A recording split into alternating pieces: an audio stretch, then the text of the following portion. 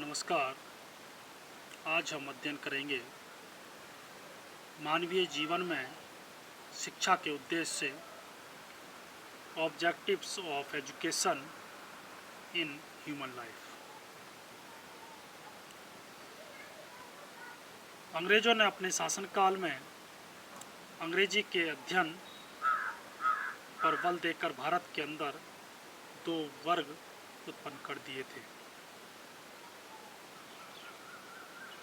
पहले वर्ग के अंतर्गत वे मुट्ठी भर लोग आ गए जिन्होंने इंग्लिश या अंग्रेजी पढ़ी ली, जो अंग्रेज भारतीय कहलाने लगे। दूसरे वर्ग के अंतर्गत जनसाधारण का वह विशाल समूह या ग्रुप था जो अंग्रेजी ना पढ़ सका। पहले वर्ग के लोगों में अंग्रेजी पढ़कर अहम की भावना विकसित हो गई, डेवलप हो गई। परिणाम स्वरूप उन्होंने अपने आप को दूसरे वर्ग के लोगों से प्राय अलग ही रखा। 15 अगस्त सन 1947 को भारत स्वतंत्र हुआ।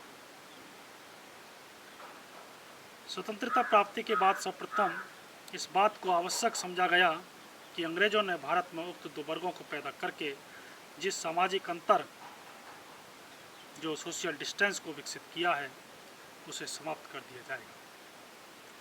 इस दृष्टि से राष्ट्रीय सरकार या नेशनल गवर्नमेंट ने सामाजिक क्षेत्र के साथ साथ राजनीतिक और आर्थिक, पॉलिटिकल और इकोनॉमिक आदि सभी क्षेत्रों में परिवर्तन या चेंज करने के लिए एजुकेशन या शिक्षा का सहारा लिया और स्वतंत्र भारत के सभी नागरिकों की आवश्यकताओं को ध्यान में रखते हुए मानवीय जीवन के कल्याण हेतु शिक्षा को निम्नलिखित कार्य सौंपे, जो निम्न है। सबसे पहले है वातावरण से अनुकूलन, अडेप्टेशन टू एनवायरनमेंट। प्रत्येक प्राणी को जीवित रहने के लिए वातावरण या एनवायरनमेंट से संघर्ष करना पड़ता है। उसे सदैव गर्मी, सर्दी, वर्षा, ओले, तूफान और भूचाल आदि से निरंतर टक्कर लेनी पड़ती है।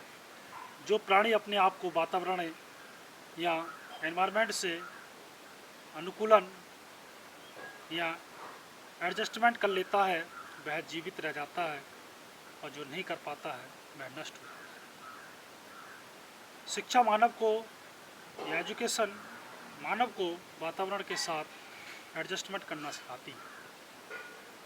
अतः मानवीय जीवन ह्यूमन लाइफ में शिक्षा या एजुकेशन का प्रथम कार्य व्यक्ति को इस योग्य बनाना है कि वह अपने वातावरण से अनुकूलन या एडजस्टमेंट कर सके। उसके बाद अगला है वातावरण का रूप परिवर्तन, मॉडिफिकेशन ऑफ एनवायरनमेंट।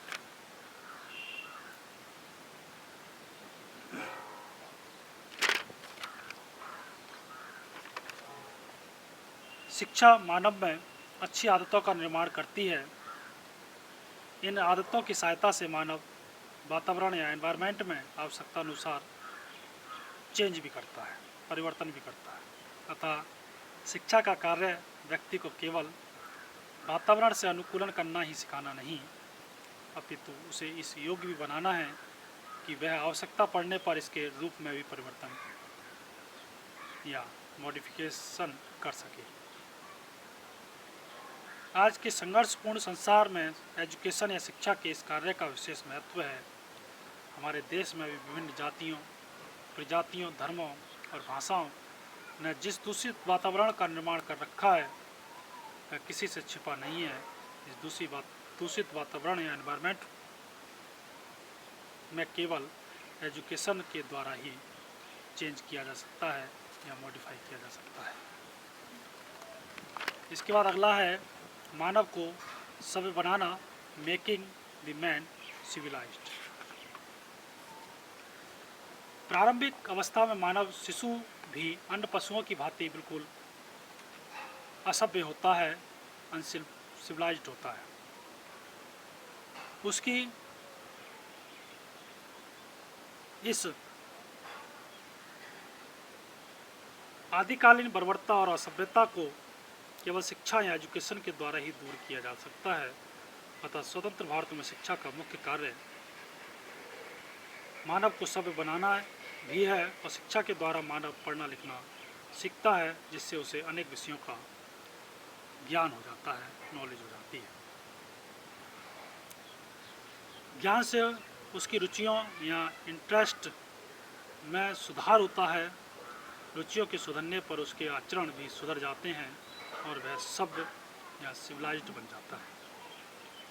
इस प्रकार शिक्षा के द्वारा मानव के ज्ञान में निरंतर वृद्धि होती है, जिससे वह सुसंस्कृत और सभ्य बन जाता है। प्रत्येक राष्ट्र की उन्नति वहाँ के एजुकेटेड व्यक्तियों के अनुपात में ही आंकी जाती है। इस राष्ट्र में जितने अधिक व्यक्ति शिक्षित होंगे, एजुकेट होंगे, वह राष्ट्र उतना ही महान और सभ्य कहलाएगा। अगला है व्यवसायिक कुशलता की पूर्ति, अचीवमेंट ऑफ वोकेशनल एफिशिएंसी। इससे पहले है आवश्यकताओं की पूर्ति, सेटिस्फैक्शन ऑफ नीड्स। प्रत्येक मानव को व्यक्तिगत, इंडिविजुअल, सामाजिक, सोशल, मनोवैज्ञानिक, साइकोलॉजिकल और अवकाश काल संबंधी अनेक आवश्यकताएं होती हैं। इन आवश्यकताओं की पूर्ति केवल शिक्षा या एजुकेशन के द्वारा ही संभव है। अतः भारतीय समाज में शिक्षा का महत्वपूर्ण कार्य व्यक्ति की विभिन्न आवश्यकताओं की पूर्ति करना है। अगला है व्यावसायिक कुशलता की पूर्ति, अचीवमेंट ऑफ वोकेशनल एफिशिएंसी। शिक्षा का कार्य मानव को व्यावसायिक कुशलता प्राप्त करने में सहायता देना है, हेल्प करना है। शिक्षा मानव को विभिन्न व्यवसायों का ज्ञान कराती है, जिसके आधार पर वह अपनी योग्यता, एलिजिबिलिटी के अनुसार किसी व्यवसाय को चुनकर अपनी जीविका कमाने लगता है। राधा कृष्णन ने भी कहा है, विद्यार्थियों को जीविकोपार्जन में सहायता देना शिक्षा के अनेक कार्यों में से एक महत्वपूर्ण कार्य है। इसके बाद भौतिक संपन्नता की प्राप्ति, अचीवमेंट ऑफ मैटेरियल प्रॉस्पेरिटी। शिक्षा का कार्य मानव को भौतिक संपन्नता की प्राप्ति में सहायता देना है, हेल्प करना है। आज के इस भौतिकवादी युग में प्रत्येक व्यक्ति की धारणा है कि ऐसी शिक्षा या एजुकेशन व्यर्थ है जो मानव को भौतिक संपन्नता प्राप्त करने में सहायता नहीं करती है, हेल्प नहीं करती है। प्रायः सभी माता पिता अपने बालकों को स्कूल में पढ़ने के लिए इसी दृष्टि से भेजते हैं कि पढ़ने लिखने के बाद वे समाज में उच्च स्थान प्राप्त कर सकें। धन्यवाद।